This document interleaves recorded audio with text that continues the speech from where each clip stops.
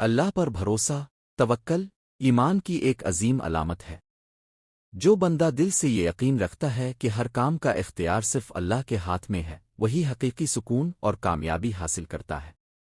اللہ پر بھروسہ کرنے کا مطلب یہ نہیں کہ انسان کوشش چھوڑ دے، بلکہ اس کا مطلب یہ ہے کہ پوری محنت کرنے کے بعد نتائج اللہ کے سپرد کر دیے جائیں۔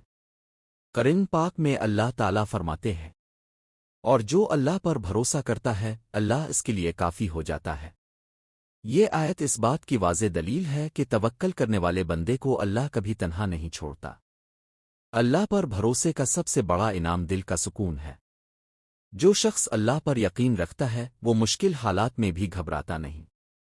پریشانیاں اس کے لیے آزمائش بن جاتی ہیں اور وہ صبر کے ساتھ ان کا سامنا کرتا ہے۔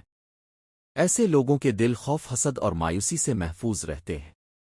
اللہ پر بھروسہ کرنے والوں کو رزق بھی ایسی جگہ سے ملتا ہے جہاں سے انہیں گمان بھی نہیں ہوتا۔ جب انسان اللہ کے فیصلوں پر راضی رہتا ہے تو اللہ اس کے لیے آسانیاں پیدا فرما دیتا ہے۔ ناکامی بھی اس کے لیے سبق بن جاتی ہے اور کامیابی شکر میں بدل جاتی ہے۔ انبیاء کرام علیہم السلام کی زندگیاں توکل کی بہترین مثال ہیں۔ حضرت ابراہیم کا آگ میں ڈالا جانا ہو یا حضرت محمد کا غار ثور میں قیام، ہر موقع پر اللہ پر کامل بھروسہ نظر آتا ہے اور اللہ نے انہیں شاندار مدد عطا فرمائی۔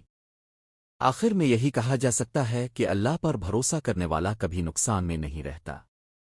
اگر دنیا میں آزمائش ملے تو آخرت میں عظیم اجر ہے، اور اگر دنیا میں کامیابی ملے تو وہ بھی اللہ کی رحمت ہے۔ اللہ پر بھروسہ ہی کامیابی، سکون اور نجات کی کنجی ہے۔